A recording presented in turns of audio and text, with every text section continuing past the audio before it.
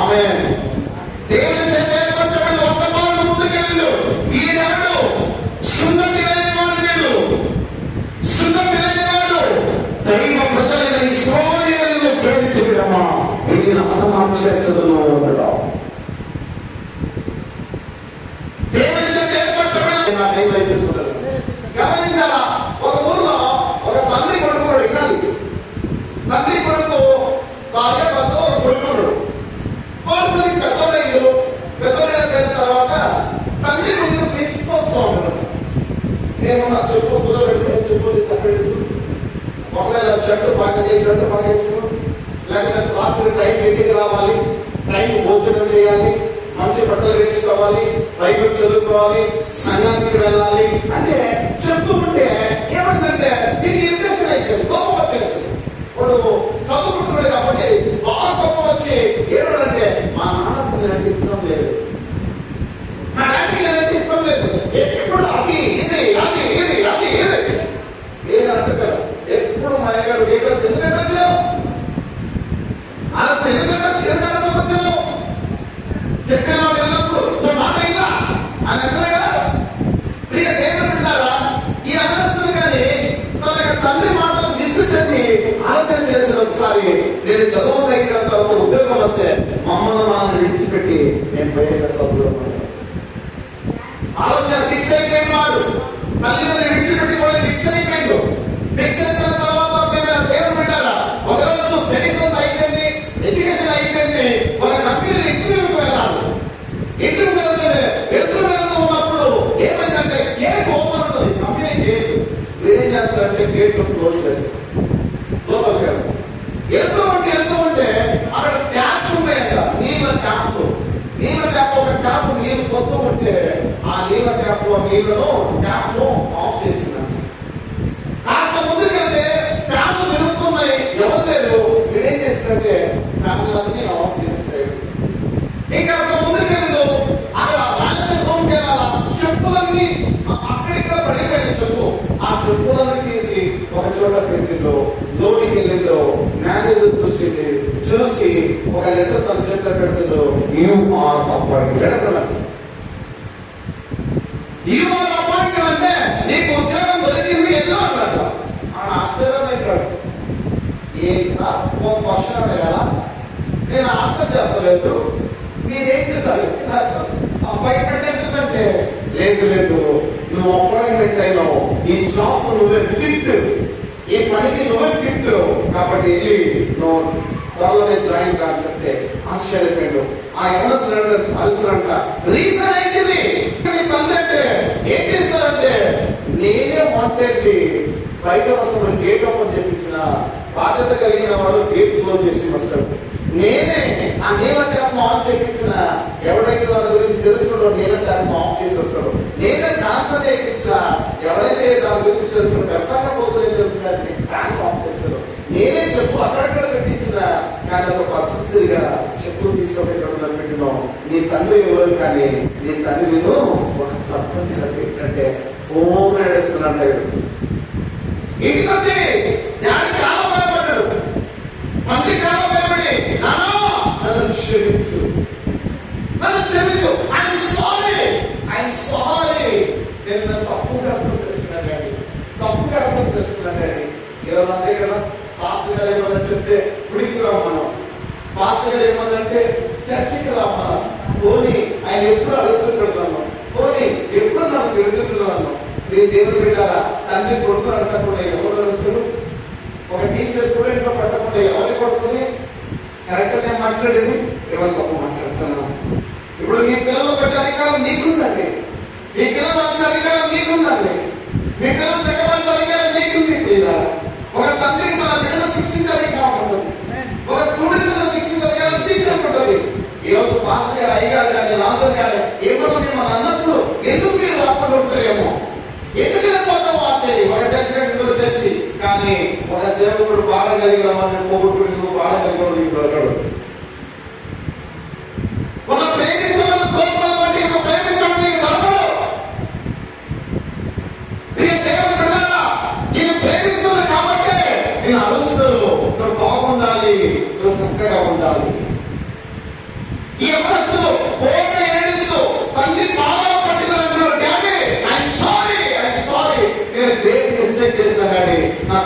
అర్థమైంది డాడీ నాకు తప్పైతే.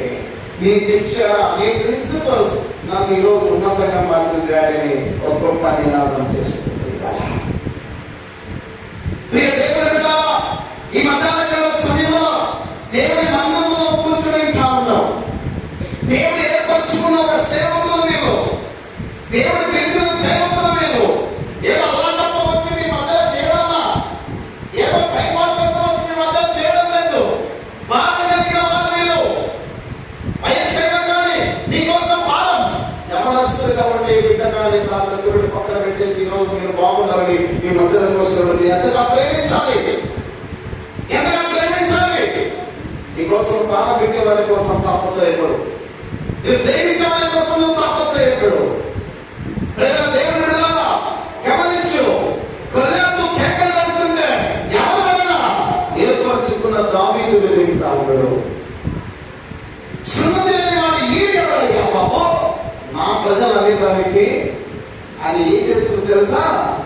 5 రాళ్ళు తీసుకున్న మనకందరికి తెలిసిన ప్రకారమే 5 రాళ్ళతో కొట్టిందా, 5 రాళ్ళతో కొట్టిందా ఒకే రాయి. ఆమె నీ బ్రతుకు మానాలంటే సేవకు నుంచి వచ్చిన ఒక మాట చాలమ్మా. నీకు కట్టుకథలు చెప్పిన దానికి అవసరం లే. నీ బ్రతుకు మానాలంటే సేవకు నుంచి వచ్చిన ఒక మాట నీ జీవితాన్ని మార్చేస్తుంది. ఈరోజు కట్టుకథలు చెప్పిన చాలా మంది నడుస్తున్నారు సొసైటీలో. బాగా సేవ చేసే తక్కువ అరుదు. ఈ మధ్యాహ్న ప్రతి మేలు కళ్ళు తెరవబడును. మందిరము సేవకులకు నీవిచ్చే ఒక ప్రాధాన్యత, స్థానము నీ జీవితం అధికమవును కనుక కళ్ళను ఒకే వైపు పడేసిండు. ఎక్కువ ఎవరిని? దావీదును. ఎప్పుడైతే దావీదు గొర్రెలను చంపిండో అప్పుడు యెరూషలేములో అందరూ ఇశ్రాయేలు కేకలు పాటలు పాడుతారు. ఏమని పాటలు? సౌలు వేరకలది, దావీదు 10,000 అంటే సౌలుకు ద్వేషం ఏర్పడిపోయింది. నన్ను పొడకుండా దావీదును పొగుడుతున్నాడు. ఇక్కడ అంతే కదా, నేను ఎంత చేస్తుంది ఏం కాదు కానీ ద్వేషం వచ్చేసింది. నేను రాసుంటే నన్ను పొగడకుండా నన్ను వేల కొద్ది దావీదును 10,000 కొద్ది పొగుడుతుండే.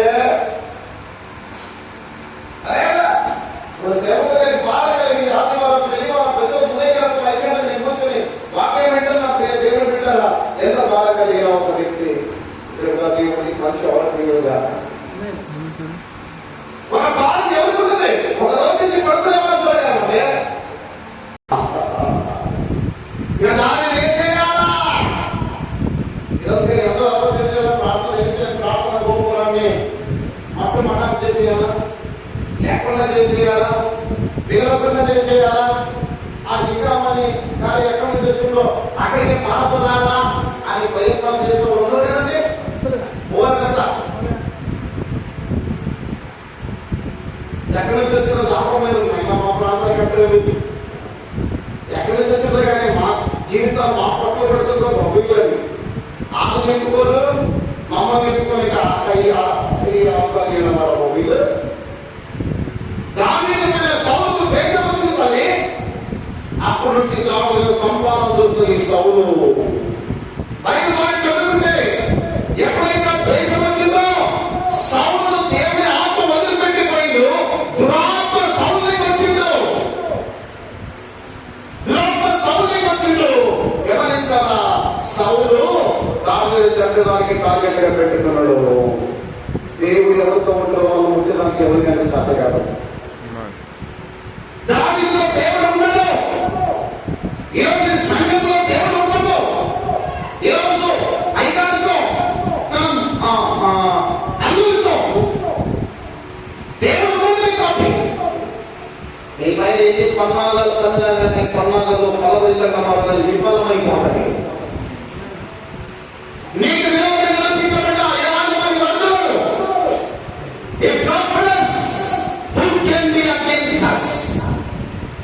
దేవుడు మనతో ఉంటే మన వైరి ఎవరు? నీ పక్కల 10,000 మంది, నీ పక్కన 10,000 మంది కూడా పురోజు కానీ అపాయం రాదు. ముందుగా చేస్తారు అయ్యో, ఇక ముందుగా చేస్తారు. కానీ ఏ మాత్రము నీ ఇంటి మీద లేకుండా నీ మందిరాన్ని కూర్చోడానికి చేత కాదు. ఎప్పుడైతే సంపాదన చూస్తున్నావు బైబిల్ అంటే దేవుడు సౌలుతో మాట్లాడి ఆపేశాడు. అప్పుడు సౌలు ఏం చేస్తాడు? ఒకరోజు యుద్ధానికి వెళ్ళాలా, కానీ దేవుడు ఏమాత్రం మాట్లాడటం లేదు సౌలుతోటి. సౌలు ఏం చేసిందంటే వీళ్ళ కర్మకి ఛాన్స్ దగ్గరికి వెళ్ళిపోయాడు. ఒక మంత్రగత దగ్గరికి వెళ్ళిపోయాడు. ఈరోజు మనగా అదే కదా, చాలా మంది క్రైస్తవులు నిద్ర పట్టడం రాత్రి కంటే పోదాం పదా అక్కడ అడుగుకొని వస్తున్నాం, పోదాం పదా మీ ఇక్కడ అది గిరి శాస్త్రం అంటే మా కర్ణాటకలో గిరి శాస్త్రం మామూలు కాళ్ళు చూసి పోనీ కష్టాల వైద్యుని మీ కుటుంబం పాడైపోద్దని అడుగుతారు. గిరి శాస్త్రం జాతకాలు ఈరోజు మనం చేయగలరు, జాతకం రాసం ఎవరు చేయగలరు, జాతకం రాసం. అదే ఈరోజు మనం ఎవరైనా క్రైస్తవులు అమాసలు పెళ్లి చేసినా చేసుకున్నారా లేదా అమాస పెట్టదా వద్దండి. అమాస జనవరి 30 తారీఖు 2025 సంవత్సరంలో కుటుంబానికి అమాస రోజు పెళ్లి చేసినారు. వాళ్ళకి తెలియదు, డేట్ ఏర్పాటు చేస్తున్నారు. డేట్ చూసుకున్నాం 30 తారీఖు మాస గారు మేము పెళ్లి చేసేస్తామని చెప్పేసి కార్డు ప్రింట్ అయిపోయింది. కార్డు ప్రింట్ అయిపోయి తర్వాత నుంచి నాకు ఫోన్ చేసుకున్నాను, అయ్యగారు కార్డుని పనిచేస్తాము కానీ జనవరి 30 అమాసం చూసినా మీకు ధైర్యం ఉందా అన్న. మాకు ధైర్యం ఉంది. కొత్త వాళ్ళందరూ అంటున్నారు చేయకూడదు చేయకూడదు అనుకుంటే దేవుడు చేసిన దినాన్ని మనం పెట్టాలనుకుంటాం. మాకు ధైర్యం ఉందని ఏం చేశారు? అమాస రోజు పెళ్లి చేశా. ఈరోజు ఆ కుటుంబం బాగుంది, నేను చెడిపోలే. ఈరోజు జాతకాలు తీసుకొని వచ్చి బుధవారం బాగుంటుంది, వేసవారం బాగుంటుంది, శుక్రవారం లక్ష్మీ వస్తుంది, ఏమవుతుంది? శనివారం బాగుంటుంది, శనివారం అయిపోతుంది, సోమవారం మంచి రోజు. ఈ రోజు చూసుకొని జీవితాలు బాగు చేసుకొని పెళ్లి చేసి ఎన్ని కుటుంబాలు బాగున్నాయి చెప్పాలి. ఈరోజు కోట్లలో మన దేశము కోట్లలో అధికమైన ఫైన్ ఏంటి తెలుసా ఉండేది? ఒక మర్డర్ ఫైన్స్ కాదు, ఒక రాబరీ కేసెస్ కాదు, డైవర్స్ కేసెస్ ఎక్కువ ఉన్నాయండి. డైవర్స్ కేసెస్ మంచి రోజు చేసి ఏం చేసింది? వాళ్ళైపోయింది. సౌలుగా నది చేసింది. వెళ్ళిపోయింది. ఎక్కడ పోయిండు?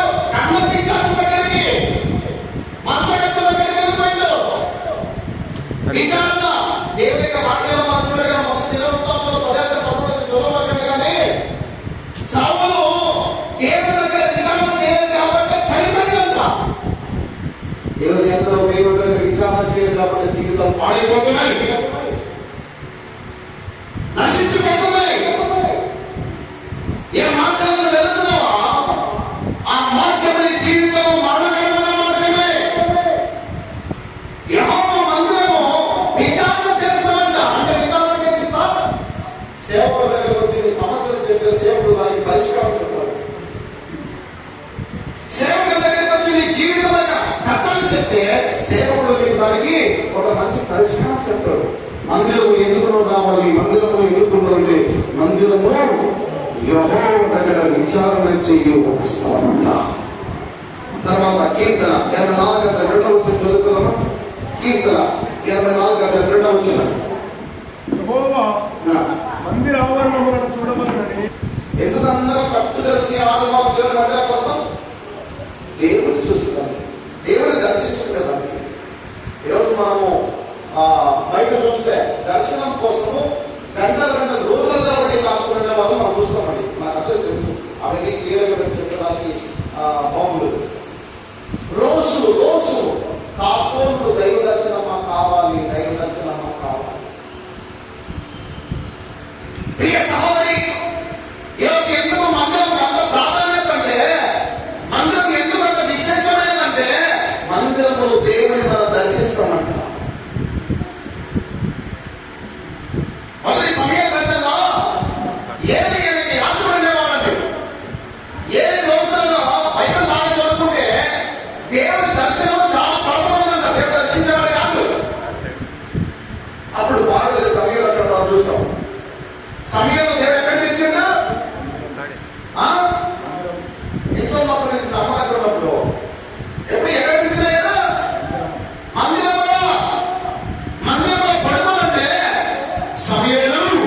సమయంలో దేవుని మందిరంలో దేవ దర్శనం పొందుకునేది. ప్రైజ్ అలాడ్.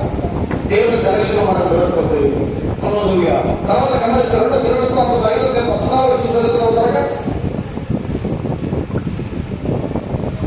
2 దినవృత్తాంతములు గ్రంథము 5:14. అప్పుడొక మేఘము యెహోవా మందిరం నిండా నిండెను. యెహోవా తేజస్సుతో దేవుని మందిరం నిండుకొనగా సేవ చేయటం యాజకులు ఆ మేఘమున్న చోట నిలవలేకపోయిరి. ఎంతమంది నమ్ముతారు దేవుని తేజస్సు ఇక్కడ ఉందని, దేవుని మహిమ ఇక్కడ ఉందని నమ్మేవాళ్ళు చేయగలుగుతాం. దర్శనము ప్రార్థన గోపురంలో దేవుని మహిమ ఉన్నది. ఎందుకు మధ్యలో ఐదు శత్రులు ఒక దురాత్మ వచ్చి మాట్లాడుతున్నారు. ఏమని? ఈ మందిరంలో దేవుడు ఉన్నాడు.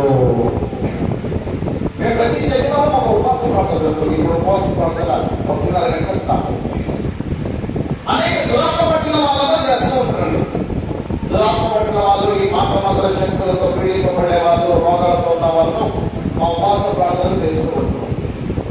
ఒక లేని ఆనందించుకో దురాత్మ పీడితురాలు ఆనందించుకో పెట్టే కదా మా చర్చకు రావాలి, పెట్టేకి రావాలి ఇవ్వలేరు. ఆమెను ఎట్లకి పైకి తీసుకోవాల్సింది అడగడం వల్ల ఆ దురాత్మ ఆమెను రాగడం వల్ల. ఎందుకంటే అక్కడ దేవుని మహిమ ఉన్నది. నేను రాను అడుగు పెట్టడానికి యాదపడుతుంది, అడుగు పెట్టడానికి భయపడుతుంది. వస్తున్నప్పుడు దేవుడు బయటచ్చు దేవుడి మహిమ వల్ల, దేవుడి కృప వల్ల ఎప్పుడైతే మందిరం అడుగు పెట్టారో ప్రార్థన చేసినంత విడుదలైంది. ఒక్కటి అడుగుకోబడింది. దేవుని మందిరంలో దేవుడి తేజస్సు ఉంటుంది. అన్ని మందిరాల్లో దొరకవండి. అన్ని మందిరంలో మనకు దొరకదు. అది కేవలము ఇక్కడ విడుదల అనేది మనం చూస్తున్నాం. కాబట్టి దేవుని తేజస్సు ఈ మందిరంలో ఉన్నది. మందిరంలో వస్తే నీకేం జరుగుతుంది, నీకేం ప్రయోజనము అంటే నెంబర్ 1 మనం గమనించగలము. కీర్తన 84 జరుగుతున్నారు. కంటిన్యూ 84 కీర్తన 4. ఈ మందిరమునందు నివసించు వారు ధన్యులు. ఆమేన్. అందరూ చెప్తాం ఆమేన్. గట్టిగా ఆమేన్. ఆమేన్. రుద్రవరంలో అరుస్తే మా పుట్టి వరకు పడుతున్నారు. గట్టిగా ఆమేన్. చాలా సైలెంట్ అంటే నోటికి ఏ పెడితే పక్కన సిస్టర్స్ అంటాం. అందరూ చెప్తాం ఆశీర్వాదము. యెహోవా మందిరములో నివసించేవారు, యెహోవా మందిరములో ఉండేవారు ధన్యులు, ఆస్వాదించబడిన వాళ్ళు. యెహోవా ఆశీర్వాదం ఐశ్వర్యం ఇచ్చును, నల్ల కష్టం చేత అధికం కాదని. ఇలా ఉన్నతంగా మాట్లాడి ఎవరి కారణమో దేవుడు, ఉన్నతంగా ఉండాలంటే ఎవరి కారణమో దేవుడు. నువ్వు సంపాదించిన పైసా, 100 రూపాయలు సంపాదించిన కొంతమంది 100,000 మార్గాలు పోయి అందులో సంపాదించే చిరిగిపోయిన సంచులు వేసినట్లే డబ్బులు మిగలవు. ఒక ఆమె కాల్ చేస్తున్నారు. వాళ్ళు కోట్లకు పడగలిగిన వాళ్ళు. వాళ్ళ ముగ్గురు కూతురు, 2 కూతురు, 1 కొడుకు. కూతురు కొడుకు పైన ఎంత డబ్బు పెట్టారు తెలుసా? వాళ్ళ ఉండి అంట కదా, అంటే అదేమంటే ఉండి అంట. ఉండిలో వాళ్ళ పిల్లల పర్సనలే 1,5 కూతురు పిల్లలు. తర్వాత ఎల్ఐసీలు వేరే, ఇల్లు వేరే, పొలాలు వేరే. పిల్లల ఈ విధంగా డబ్బులు వాళ్ళు ప్రతిరోజు అంటే తన భర్త కష్టపడి వారంతో ఒకసారి శనివారము డబ్బంతా తీసుకుని వచ్చి తన బాగా ఒడి పెట్టమంటాడంట. తన చీల ఒడి పెట్టమంటే ఒడి వేస్తాడంట. లక్షలు వేస్తే ఎప్పుడైతే ఆ బిడ్డ కబోర్డ్లో పెడుతుందో, తిజోరిలో పెడుతుందో, మరుసటి రోజు కనబడమంట. ఎట్ట ఖర్చు అయిపోతుందో ఎట్ట పోతుందో తెలియదు. ఇది ఆశీర్వాదమా? ఏమన్నా సంపాదించు. ఇక్కడ అంతా శ్రీమంతులు లేవు, అందరు కష్టపడే వాళ్ళే. రోజు కష్టపడి వచ్చిన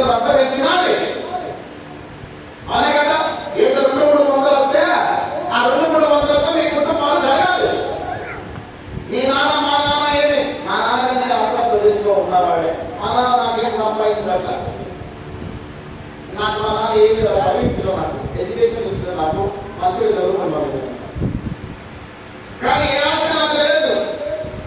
ఒక దాన్ని ఏమంటారు బ్రదర్, 1.4 సెంట్లు మాకు ప్రకాశం డిస్ట్రిక్ట్ లో మా నాన్న స్థలం ఎంత అప్పుడు పోతే 60,000, 1.5 ఎకరా 60,000 రూపాయలు పోతుంట. ఏమి లేదండి, మన ప్రార్థన సేవలనే రక్షణ లేకుండా ఈరోజు బ్రదరు అయ్యగారు ఎట్లా కనపడుతుందో, అయ్యగారు కన్నా బాగా కనపడుతుంది అనుకుంటే తిప్పి కూడా నీకేమవుతుంది, ఏముండదు, బట్టలు అంతే బాగుంటాయి. అది ఎక్కువ పడితే ఏం కనపడదు నీకు. ఇంకా నా దగ్గర ఒక వాక్యము ప్రార్థన ఉంటుంది, వేరే ఏముండవు. హల్లెలూయా.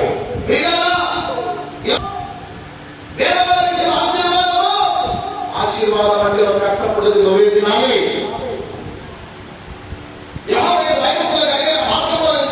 నడిచి వాళ్ళందరూ తల్లిలో వారి కష్టాలతో వారి అనుభవించదు. నీ కష్టాలతో నువ్వే అనుభవించాలి. నువ్వు కష్టపడి పని చేసిన డబ్బు నీకే దొరకాలి, నువ్వే అనుభవించాలి. నువ్వు అనుభవించాలంటే యెహోవా మందిరంలో నివాసం చేయాలి. ఆదివారం విడిచిపెట్టకు. నా లైఫ్ లో నేను ప్రభువును నమ్ముకొని 30 సంవత్సరాలు. ఎన్ని సంవత్సరాలు నేను చెప్పాలి, నేను చెప్తున్నా కదా. 30 సంవత్సరాలు నేను ప్రభువును నమ్ముకున్నాను. 30 సంవత్సరాలు. నా 16వ సంవత్సరం నేను ప్రభువు నమ్ముకున్నా. 16 సంవత్సరాల వయసు కలిగిన ఎంతమందిలో చూసాను నేను. వేల మందిలో చూసిన, వేల మంది యవనస్తులు చూసిన, వేల కుటుంబాలు చూసిన, అనేక ప్రాంతాలకు వెళ్ళి వాక్యం చెప్పించిన 30 సంవత్సరాల అనుభవంలో గమనించే ప్రేమ దేవుని బిడ్డలారా అభివృద్ధి. హల్లెలూయా. ఎట్టి చెప్పాలి, హల్లెలూయా. ఎంతో మందిని చూసింటా ఉన్నా, ఎంతో మందిని గమనించింటా ఉన్నా, ఎంతో జీవితాలు చూసింటా ఉన్నా. యెహోవా మందిరమునందు నివసించే వారు ధన్యులు. ఈరోజు నీ కష్టాన్ని నువ్వే అనుభవించాలి. నీ కష్టాన్ని నువ్వే అనుభవించాలి. వేరే ఒకడు తినేది ఆశీర్వాదం కాదు తల్లి, పక్క వాళ్ళు తినే ఆశీర్వాదం కాదు. నువ్వు కష్టపడితే నువ్వే తినాలి, నీ పిల్లలు తినాలి. రైల్వే ఎంప్లాయీ ఏం చేస్తున్నారంటే ఒక అతని దగ్గర అప్పు తీసుకోవడం. అప్పు తీసుకోవడం ఈ మా దగ్గర ఉన్న రైల్వే ఎంప్లాయీస్ క్రిస్టియన్స్ ఏం చేస్తారంటే త్రాగులకు అలవాటు పడతారు కాబట్టి వీళ్ళు ఏం చేస్తారంటే డబ్బు తాగే కోసం డబ్బులు తీసుకొని తమ బ్యాంకు బుక్లు, ఏటీఎం కార్డులు అన్ని అప్పు వరకు ఇచ్చేస్తారు. ఇచ్చేస్తే ఒక రోజు పేమెంట్ అయింది. పేమెంట్ అయిన తర్వాత ఇక వ్యక్తి పేమెంట్ కోసం వెళ్ళి బ్యాంకు దగ్గరికి, ఈ వ్యక్తి వెళ్ళకముందే అప్పు తీసుకున్న డ్రా చేసేసాడు. డ్రా చేసి 5,000 రూపాయలు వస్తే, అప్పుడు ఆ కాలంలో 5,000 రూపాయలు వస్తే దేవుడు పెట్టారా, ఈ యొక్క ఎవడు తాగేవాడు తాగిపోతుంది కదా, వారికి 500 రూపాయలు ఇచ్చి మిగతా 4,500 రూపాయలు తల వెళ్ళిపోయాడు. అప్పుడు ఈ తాగుబోతాడు అంటాడు, అయ్యా అయ్యా నెలంతా కష్టపడ్డాయా మీరు, నెలంతా కష్టపడలేను, నెలంతా ప్రయాసపడలేను, నా పిల్లలు కడుపు ఆకలితో అయ్యా, 500 రూపాయలతో నా పిల్లలు ఏ విధంగా నేను చూసుకోవాలయ్యా, అయ్యా కనికరపడయ్యా, అయ్యా 2,000 రూపాయలు అయ్యా, వచ్చేదైనా కావాలంటే నువ్వు ఎక్కువ తీసుకో, నా పిల్లలకు నేను తినేదానికి ఏమైనా తీసుకోవాలయ్యా, నెలంతా నా పిల్లలు ఆకలి తలమడిస్తారయ్యా అని ఏడుసుకోండి, ప్రాధాయపడుతూ కాలు ముక్కుతుంటే ప్రేమ దేవుని పెట్టారా. డబ్బు తీసుకున్నాడు, ఏం చేసింది తెలుసా, లాగి చంపకు దెబ్బ పుట్టిందా, లాగి చంపకు దెబ్బ పుట్టిన మాటలు. డబ్బు తీసుకుంటున్నప్పుడు నీకు తెలియదా నీ పిల్లలు దేవుని బిడ్డ, ఈరోజు అది ఆశీర్వాదం కాదు తల్లి. నీ డబ్బు వేరే తినేది ఆశీర్వాదం కాదు, నీ డబ్బుతో తినేది ఆశీర్వాదం. ఈ ఆశీర్వాదం అనుభవించాలంటే మందిరంలో రావాలి, ప్రతి ఆదివారం మందిరంలో కనబడాలి. అదే మాట్లాడుతున్నా. 30 సంవత్సరాల అనుభవంలో ఒక్క ఆదివారం నేను మిస్ చేసిన, ఒకటే ఆదివారం. అది ఎప్పుడు తెలుసా, చికెన్ పుణ్యం వచ్చింది. ఒకసారి చికెన్ పుణ్యం వస్తే నాకు నడసలు చాటకాకపోతే అందరూ నాకు సలైన పెట్టి మా ఇంట్లో పొడవ పెట్టిర్రు. ఆ ఒక్క ఆదివారం నేను మిస్ అయిపోయినా. ప్రభు దగ్గర చాలా ఇచ్చిన ప్రభు నాకు తప్పైందని నాకు బాబు లేక రాలేకపోయింది. బిడ్డ నువ్వు దీవించబడాలంటే, నువ్వు ఆస్వాదించబడాలంటే నువ్వు దేవుడి మందిరానికి రావద్దు. దేవుడి మందిరంలో నీకు సుఖం ఉంది, దేవుడి మందిరంలో నీకు ఆశీర్వాదం ఉంది, దేవుడి మందిరంలో నీకు నెమ్మది ఉంది. దేవుడి మందిరంలో వచ్చే వాళ్ళంతా దీవించబడిన వాళ్ళంట ధన్యులమైపోతాం. ఆమె పట్టుకునేవాడు ఎవరైనా ఉంటాడు. ఒక ఎగ్జాంపుల్ చెప్పారా? ఒకరోజు ఒక యవనస్తుడు ఐవెక్కి ఐటీఐ అంటే ఐటీ చేసేస్తాం. నాన్న ఐటీఐ అంటే చిన్నగా ముగించేస్తారు. టైట్ అయిపోయిన వాళ్ళు చెప్పమంటే చెప్తారు, మీరే చెప్పాలి.